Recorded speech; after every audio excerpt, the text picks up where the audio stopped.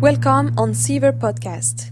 In this podcast, we will introduce the CFIT and CFIT Pulse and ECG belt, all new devices which monitor the horse's health and performance. At Seaver, we imagine and develop technology so that the health and wellness of horses always remain at the heart of the rider's commitment. We believe that being able to back up one's riding feeling with concrete data provided by technology can only strengthen the link between a rider and his horse. Do ECG, fitness shape test, or performance V140 on V220 seem particularly technical to you? Do you ever feel a bit lost when assessing the evolution of your horse from one training session to another? Then, listening to this podcast is warmly recommended.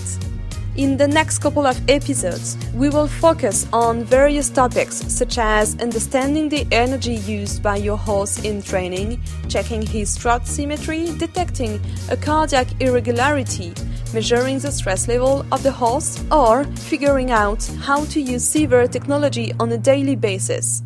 Have a great listening! In today's episode, we're going to talk about the Gemwork.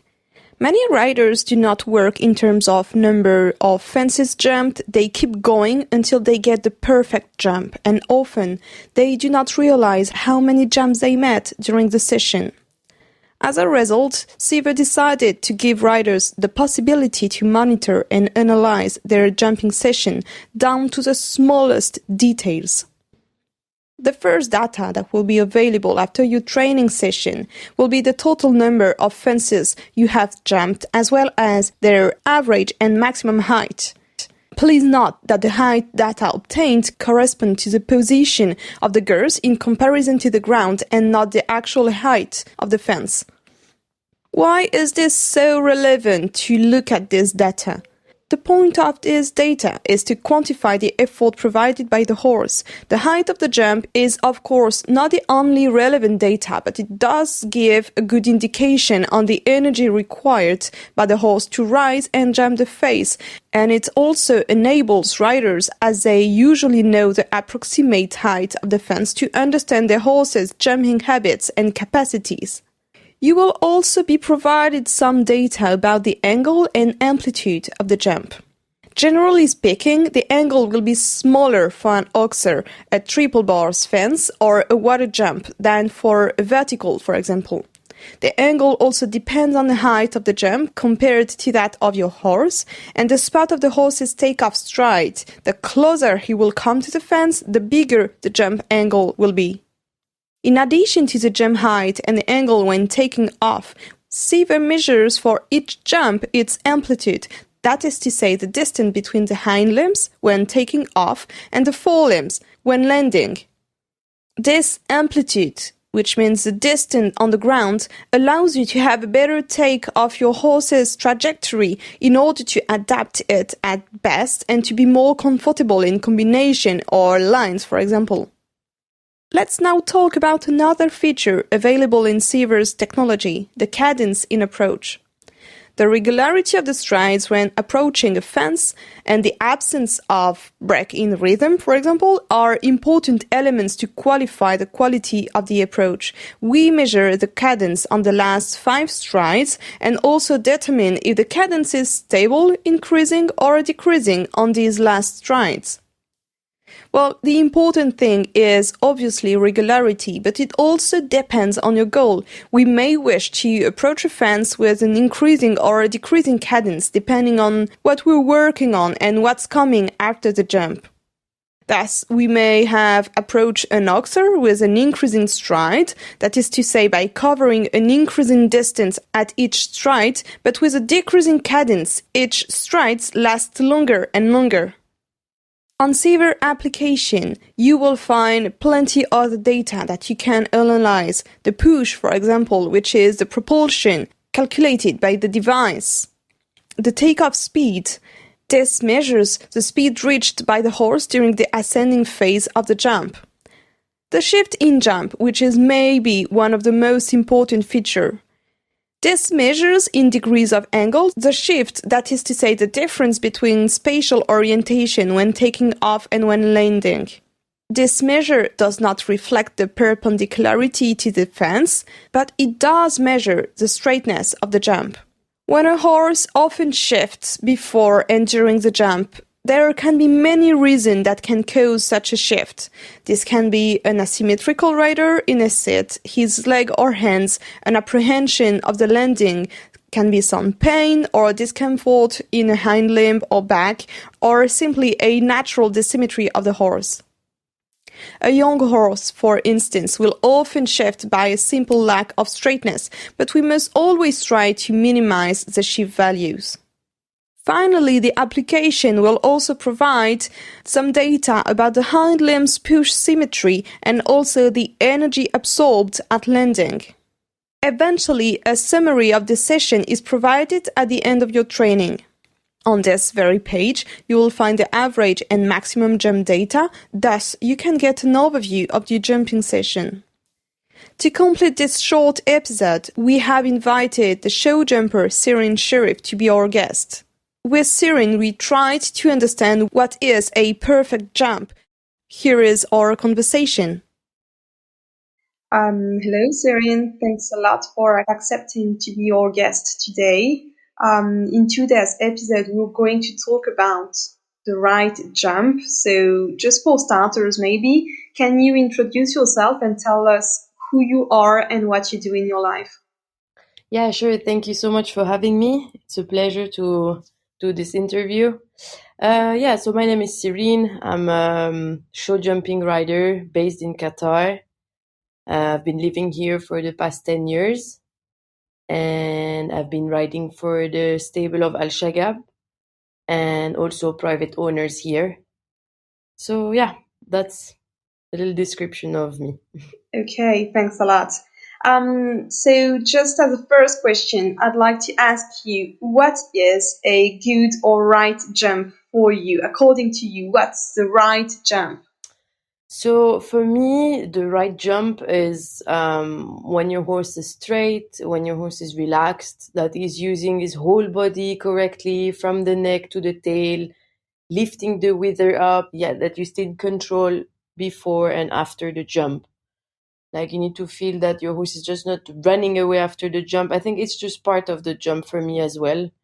That you feel your horse is really using his whole body. And when you're on the saddle, when you're riding, what is the feeling that you should receive from this jump? Like, what do you feel on the saddle? Well, I guess you should feel, first of all, comfortable for you, and that you should feel also your horse feeling comfortable jumping. You should feel in balance and I guess in control as well. I would say, these are the feelings that I'm looking for in a jump. Okay. We always tend to say that we have to make sure that a horse jumps straight, jumps linear. But why is this so important to make sure that the horse stays on the straight line and does not shift when taking off? On the jump and on the landing, I think it's necessary to have a straight horse in order to use all of its strength and muscle potential. Manifold result from shifting the jump to the left or to the right. Let's say there's a lot of, if you're at the show and you drop a fence or something, it comes a lot also from the fact that the horse is not straight, Mm-hmm. And that the propulsion is done only from a single leg. And also it can really affect the physical side of the horse when he jumps all the time not straight, because he compensates on one leg, and the problem is overusing one leg all the time then you can have problems, probably having the horse getting injured or anything. So I think first on the quality of the jump and the fact that you must clear the jump, you first need to jump in a straight way for sure to use the full potential of the horse, and also not to have an overused horse on one side or the other. Sure. And when you realize or when you register that a horse always or often shifts over the jump to one side, what can be the cause? Well, as I said earlier, probably, he can be in pain, first of all, from one side more than the other. So he's compensating on one side more than the other. The second cause can be the rider, which is actually most of the time. The rider twisting himself over the jump, or the rider not really in balance on his horse, pulling on one side more than the other. So I think, probably the first cause would be this. And also the horse can be also stronger on one side than the other. So he would use only the strong side and kind of forget a little bit of the other side, Okay. When you ride and train your horse for jumping sessions, do you pay attention in the end to the number of jumps you've done over the training? Actually, I don't really count my jumps, but I'm looking more at the condition of my horse and how he is evolving on the session. So it can happen that I do very few jumps, but the horse is doing very good, so I'm just gonna stop because there is no need to do more jumps. Or I will just keep going. It depends really on the condition of my horse. If I see my horse sweating and really being tired and still I didn't get what I want, I will stop anyway and I will do another session the day after because I don't want to overuse him. So I just think it depends. I'm looking more at the condition of my horse and the response for him rather than really the number of jumps, Okay, if I'm in a warm-up at the show, it's gonna be always kind of the same number of jumps, You're gonna do four jumps on a vertical, 4 jumps on an oxer, one time left, one time right. So it would be, and it will also depends on the height that you're doing at the show. If you're doing 1 meter class, you're not gonna jump as many jumps as if you're doing a 1 meter 45 class, So I just think it depends. Okay, I'd like to talk now about the approaching speed. It's a feature that's included on Seaver app and available with Seaver devices. And I would like to ask you, should the approaching speed be stable or increasing or decreasing for you? Well, on a normal jump, it should be stable. You should take your rhythm from far and then get the same rhythm until the end, and not just pushing the last stride or just pulling at the last minute to add a stride.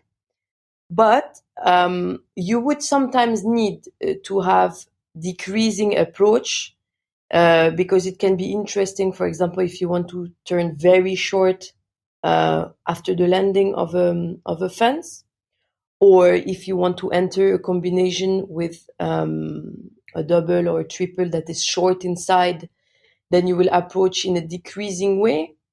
If you have a very large obstacle like the pool or anything, then you will use the increasing approach. So it depends, but in general, for sure, if you approach just a single fence, a normal fence, or if you're working at home and everything, the thing that you're looking for is a stable approach where you get to say the good rhythm from far, and that you can keep this rhythm until the end and throughout your exercise. Yeah, sure. I would like to ask you, according to you, how can technology such as Seavers help the rider train and improve? I think Seaver is a great tool to help you manage your sessions as well. So, for example, seeing the number of jumps. Okay, for me, I don't count my jumps. So for me, it was interesting when I used Seaver to see how many jumps I'm doing in general in a training session. Also at the show, how many jumps I do in the warm-up, which is almost all the time the same, but it was still interesting. I think it's still interesting with Seaver to have this feature. It can also improve to see how many times, for example, as I said, if you have a training session and you're looking for a stable approach, how many times you're capable of coming in a stable approach, and then comparing each session all the time and seeing your improvement as per this, seeing, okay, this time I could do only 2 stable approach. The next time I'm going to try to do as much more than this, and then you try to improve and be more and more stable in your approach, So I think, this is great as well. Seeing also the height, how much your horse is above the jump. Is he over jumping? Is he not jumping enough over the jump? So I think all those features are interesting to see and be a tool for your training, to assist in your training, Sure. I have one last question for you. I know you share a lot of exercises and patterns on your social networks and on your blog, the Show Jumping blog, but I would like to ask you, is there any special exercise that you like to do to rectify some very basic issues, such as a horse taking speed before jumps, for example?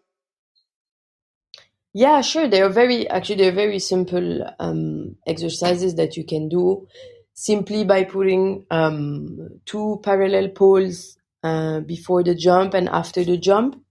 This is one simple one. If the horse is shifting from one side to the other. Otherwise, there is another one, but I recommend that you need to do this assisted by a trainer, is when you put 2 poles on the fence and that they're parallel to each other. But I would say that it would be more than enough to put them on the ground parallel to each other and perpendicular to the fence. I hope that you picture it a little bit with my words. But just to keep, just to keep the horse in line before the fence and after the fence. And the best is to use those flexi jump, that are soft. In case the horse lands on it, he doesn't hurt himself. But if you don't have it, it's also okay to use normal poles. As for the speed of the horse before the jump, I have a lot of people actually asking me, my horse is running away before the jump and after the jump. What can I do? So I have also a really simple exercise. You can just put 2 cones before and after the jump. Let's say 10 meters. Let's say 2-3 strides before I would say 2 strides before the jump, and let's say 3 strides after the jump. So when you go between those cones, you just simply stop your horse.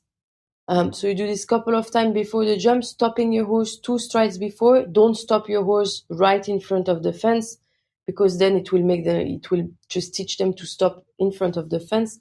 Just stop 2-3 strides before, just for them to understand that they have to wait for you. They have to wait for your command. Maybe we're going, maybe we're stopping, and then you will see that after a couple of times, your horse will just wait for you and will stop running away.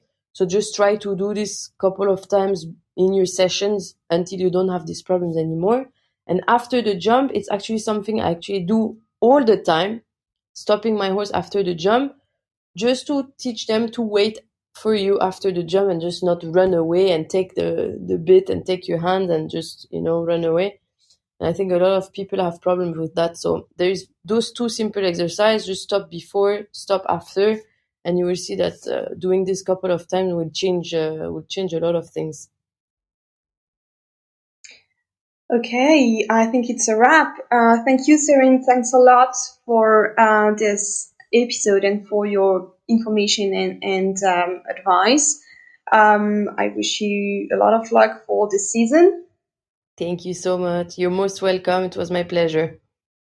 If you want to dive further into Seaver technology, if you're looking forward to purchasing one of our devices, or if you just wish to learn more about horses' wellness and performance, visit our website and follow us on social networks. See See you soon!